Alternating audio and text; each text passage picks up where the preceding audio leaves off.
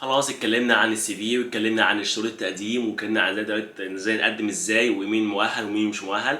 دلوقتي نتكلم على مرحله مهمه جدا وهي الاسسمنت دي نفسه. خلينا نفرق اول حاجه ما بين الاسسمنت دي والاوبن داي. تمام.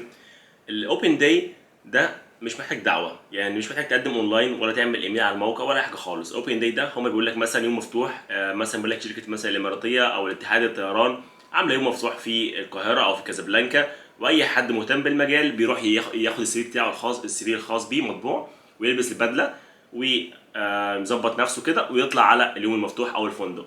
مش محتاج اكتر من كده، الضحكه الحلوه وخلاص كده ظبط نفسك. ده بالنسبه للاوبن داي. بسيط خالص. بالنسبه للاسسمنت داي، طبعا الاسسمنت داي ده يوم تقييم، لازم بيكون معاك دعوه على الايميل. يعني لازم تقدم اونلاين، لازم يكون عندك ايميل تقدم اونلاين، ويكون معاك ابلكيشن نمبر، ويكون معاك انفيتيشن، بعتوا لك انفيتيشن ان السي في بتاعك تم اختياره وانك مدعو تحضر اسسمنت داي. ده الفرق. تمام. نبدا بقى نتكلم عن الاسسمنت داي نفسه، اللي هو يعني التفاصيل الخاصه باليوم المفتوح او يوم التقييم. هما التفاصيل اللي جواها نفس التقييم بالظبط. تمام. اول حاجه خالص انت بتخش مثلا، بتروح الساعه 8 او 7 ايا كان الميعاد الخاص بيك، قلنا بالسي في الخاص بيك والباسبور والبدله وكل حاجه. تدخل هناك، يفضل تروح بدري. دايما خلي بالك انت، هم شايفينك في كل المراحل، يعني اول ما تخش لحد ما تروح هم شايفينك. فدايما اتعامل باسلوب كويس مع كل الناس، خليك محترم وبروفيشنال. دي اول حاجه. خد معاك مثلا ميه، خد معاك ورقه او قلم، او نوت بوك، مش ورقه، نوت بوك وقلم. وخد معاك طبعا، يكون معاك ساعه طبعا، عشان لو ما يقول لك عندك 5 دقايق مثلا انك تعمل حاجه معينه او تاسك معينه، تكون انت حاسب كل حاجه. لازم تكون بروفيشنال جدا، لان الوقت مهم جدا في الشغل اللي احنا فيه ده دلوقتي. فزي ما قلنا، يكون معاك الورقه، ويكون معاك او النوت بوك، يكون معاك القلم، يكون معاك الساعه. ادخل هناك بقى المقابله او الفندق. هم هيعملوا اول حاجه خالص برزنتيشن، وبعد كده هيدي كل واحد رقم. الرقم ده مهم جدا، لازم تكون تحافظ عليه لحد اخر اليوم. الرقم ده تحطه هنا على صدرك على البدله، عشان ده يكون زي اسمك كده. هم هيدوا كل واحد، كل كانديديت رقم. تمام. خلاص، بعد ما خدت الرقم الخاص بيك هتعمل ايه؟ عملت برزنتيشن. اول حاجه خالص ممكن ان هو يطلب منك تعمل 1 minute انترفيو. تمام. ال 1 minute انترفيو ده هيسالك فيه على ايه؟ هيقول لك مثلا اتكلم عن نفسك في خلال 30 ثانيه، في خلال دقيقه. ممكن مثلا يقول لك توبيك معين، يقول لك مثلا عندك كذا ورقه على التيبل، على الترابيزه في كذا ورقه مقلوبين.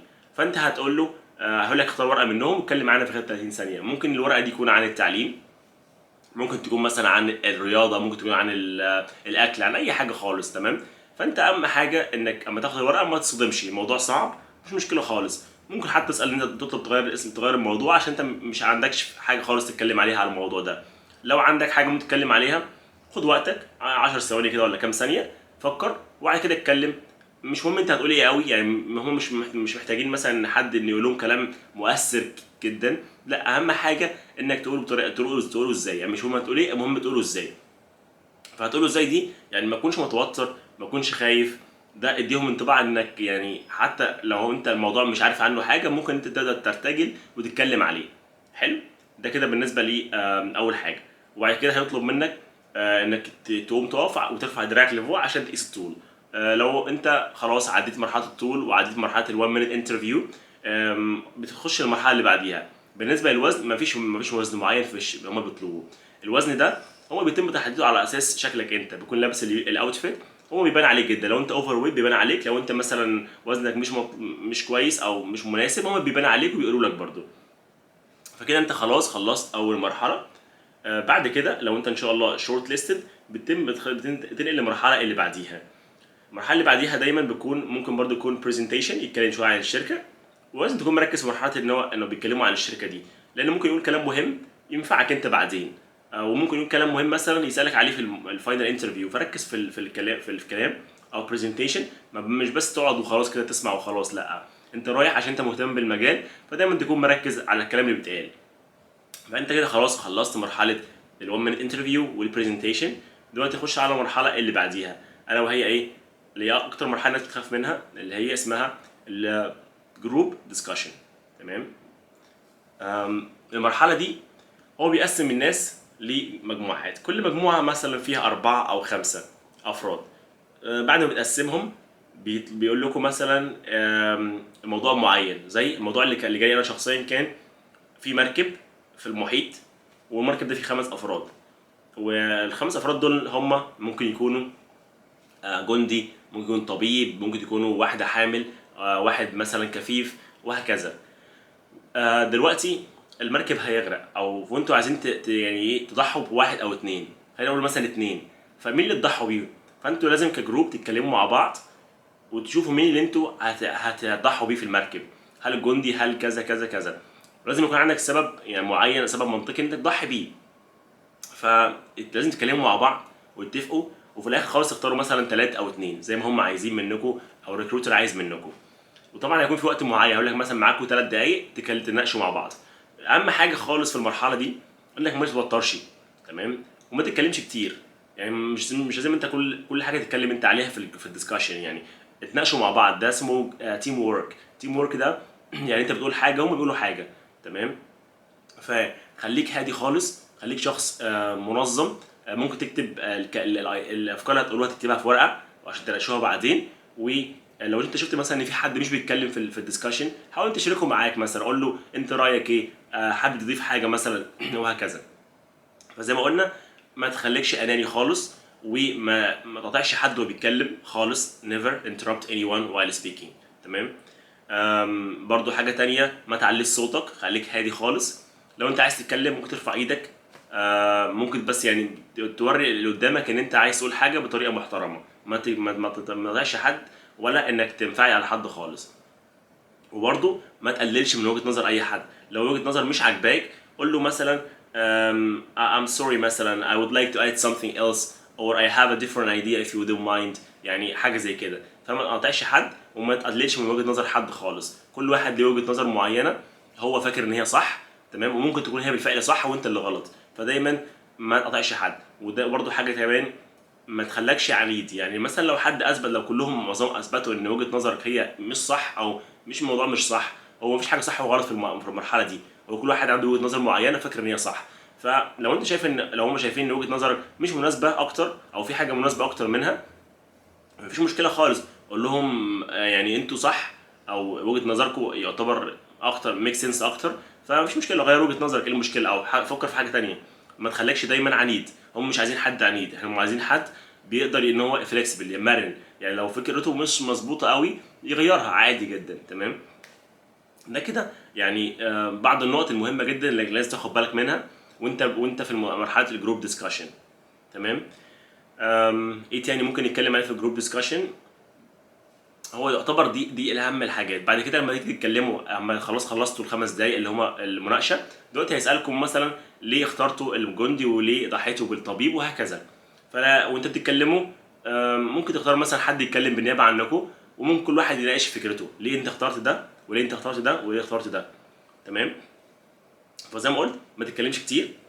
مش لازم تكون الليدر بتاع المجموعه. عادي جدا اتكلم وقت لما يكون عندك حاجه عايز تقولها، بس طبعا لازم تتكلم وتقول حاجه، تمام. وما تاخدش وقت اكتر من اللي انت محتاجه. مش عشان انت بس محتاج تظهر في الصوره يبقى تتكلم مثلا 4 10 دقايق والناس التانيه كلها عماله تبص لك. لا، خلي كل واحد يتكلم، وخد وقتك في المجموعه، تمام. دي يعتبر اهم النقط ان انت تتكلم عليها. بعد المرحله دي بيجي المرحله اللي بعديها، اللي هي بتكون دايما الفاينل انترفيو. لو انت ان شاء الله تم اختيارك في الجروب ديسكشن بتكمل ليه الفاينل انترفيو. لو عدد كبير ممكن كمان تعمل جروب ديسكشن مره تانية بنفس الطريقه. واخر حاجه خالص عموما بيكون الفاينل انترفيو. خلاص الفاينل انترفيو ده هو بيسالك فيه في المعظم على اسئله ليها علاقه بالسي في الخاص بيك، اللي هو ليه اشتغلت في الشركه دي، ليه سبتها، ليه عاوز تشتغل في اتحاد ايرويز، ليه مثلا مش عايز تشتغل في شركه تانية، ليه مهتم بمجال مضيف الطيران، وهكذا. فالمرحله دي اهم نصائح ممكن اقول لك عليها، انك تكون مذاكر السي في الخاص بيك كويس، لان انت هو هيسالك دايما من السي في. ويكون كمان مذاكر اسئله، او اسئله ليها علاقه بخدمه العملاء، زي مثلا هل عمرك قابلت عميل كان متضايق جدا منك او من حد في زمايلك وانت حاولت تتعامل معاه وتصالحه؟ هل مثلا عمرك اشتغلت مع تيم وورك في الجامعه، عملتوا حاجه مع بعض وانت كنت الليدر بتاعه، وعملته ازاي وقسمت الادوار ازاي؟ ايه هي مثلا الرولز والريسبونسبيلتيز بتاعه المضيف الطيران؟ والنقطه دي بالذات لازم تكون عارف ان اهم حاجه خالص في وظيفه مضيف الطيران او في مجال الطيران هو عامل الامان، السيفتي والسكيورتي، تمام. دول اهم حاجه خالص في مضيف الطيران او في مجال الطيران عموما، لانك بتكون في طاير في الجو، مفيش حد معاك خالص اللي هو انت والمسافرين، فلازم تكون عامل امان، ده اهم حاجه خالص عشان ما يتعرضش الناس للخطر. فدايما ركز كلامك دايما على عامل الامان، هو اهم حاجه، الامان السيفتي سكيورتي، وطبعا الفيرست ايد، مش موضوع الاكل والشرب وان انا اعمل سيرفيس، لا، هو اهم حاجه هو عامل الامان. فانت حتى وانت بتشتغل لازم تكون مركز دايما، رقم واحد عندك هو عامل الامان. فدي بعض الاسئله ممكن مثلا يسالك لو انت اشتغلت مع حد من ثقافه مختلفه قبل كده، ممكن يقول لك قول لي ايه الحاجات المتشابهه ما بينك وما بين الثقافه المصريه والثقافه من مثلا ثقافه حد انت اشتغلت معاه قبل كده، مثلا واحد اشتغلت مع واحد مغربي، واحد شخص هندي باكستاني، اي مكان كان، تقول له ايه التشابه والاختلاف لو انت مثلا، لو هو سالك السؤال. تمام. اهم حاجه انك وانت بتجاوب تكون ما تكونش متوتر، يعني تكون هادي، وتقول يعني ترتب افكارك، تقولها بطريقه مرتبه وطريقه منطقيه. تمام. مش لازم تتكلم كتير قوي خالص، اهم حاجه يعني تتكلم، واهم حاجه ترد على السؤال اللي هو اتسال لك. الناس بيكون فريندلي جدا، وبيكونوا ممكن حد يغير لك السؤال لو انت ما حصلكش قبل كده السؤال او الموقف، ممكن عادي تساله ان هو يغيره لك وبيغيره لك، وحصل معايا بالفعل. فما تقلقش خالص، الناس كلها فريندلي جدا في موضوع مجال الطيران ده. تمام. فدي بعض الاسئله. ممكن مثلا يقول لك ليه عايز تشتغل في اتحاد ايرويز، فلازم تقول له اسبابك انت ليه عايز تشتغل في اتحاد ايرويز. هل مثلا انت بتفضل ايه، بيفضل الاتحاد مثلا ومش بيفضل الاماراتيه او فلاي دبي او هكذا. لازم يكون عندك اسباب منطقيه، كل واحد طبعا عنده اسباب خاصه بيه هو، واحد مثلا بيحب ابو ظبي، واحد مولود في ابو ظبي، واحد مثلا هكذا، كل واحد عنده اسباب. كده خلاص يعتبر ده الفاينل انترفيو. ممكن مثلا يستمر حوالي 20 دقيقه الفاينل انترفيو، ممكن يقعد معاك 25 دقيقه، نص ساعه بالكتير قوي. بعد ما تخلص الفاينل انترفيو، برضه في حاجه حابب اقولها قبل ما اخلص موضوع الفاينل انترفيو، اللي هو الاي كونتاكت. وانت بتتكلم مع الريكروتر، ممكن يكونوا ثلاثه او واحد او اثنين او اربعه حتى. اهم حاجه انك وانت بتتكلم تكون بتتكلم زي كده، اللي هو بس للكاميرا، بس في الحقيقه هيكون في شخص قاعد قدامك، فدايما خلي في اي كونتاكت معاه. لو هم اربعه يبقى خلي في اي كونتاكت مع الاربعه او الثلاثه، ما تبصش لواحد بس والباقيين قاعدين جنبيه انت مش بتبص لهم خالص، ما ينفعش، هم كلهم ريكروترز زي بعض، هو واحد بس بيسالك وفي واحد تاني بيبقى قاعد جنبيه مثلا ممكن بيعاونه في حاجه او هكذا. فدايما خلي في اي كونتاكت معاه بشكل متواصل، يعني مش على طول بس يعني ركز معاهم كلهم. تمام. في نفس الوقت اهم حاجه زي ما قلت لك ما تتكلمش بسرعه، خلي الانجليزي بتاعك واضح خالص وبسيط، واستخدم لغه بسيطه، وما تتكلمش بسرعه، وخليك هادي كده. دي اهم حاجه ممكن اقولها لك في موضوع الفاينل انترفيو. لو خلصتها ان شاء الله، هم بيقول لك مثلا ان شاء الله هرد عليك في خلال اسبوع او اسبوعين. لو هم ردوا عليك ان شاء الله وقال لك انت ما اتقبلت، هم بيبعتوا لك يعتبر الفيزا، التاشيره، تاشيره لبلدك في مصر او ايا كان انت عايش فين.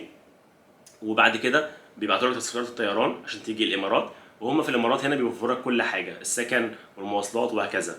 ده هنتكلم عليها بعدين. تمام. مرحله هنتكلم عليها بعدين. بس مثلا في سؤال الناس دايما بتساله، هل انا مثلا مش مقيم في الامارات ولا في ابو ظبي ولا عمري رحت الامارات ولا سافرت خالص في حياتي، هل انا مؤهل ان انا ابقى مضيف طيران او ان انا اقدم في شركه؟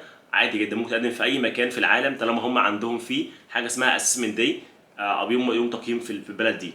تمام. فمش محتاج تكون مقيم هنا في الامارات ولا معاك جنسيه اماراتيه ولا يكون معاك حاجه زي كده خالص، ولا حتى لو انت حتى موجود في الامارات بتاشيره سياحيه تقدم عادي جدا في الشركه، مفيش مشكله خالص. فالجنسيه بتاعتك مش مهمه، انت قاعد فين مش مهم طالما هم عندهم اسسمنت داي. فتقدم في اي مكان انت عايزه، وهم بعد كده بيوفروا لك السكن وبيوفروا لك كل حاجه ان شاء الله. ده مثلا سؤال اتسالني. موضوع الاسئله ده هنعمله فيديو خاص بيه لوحديه.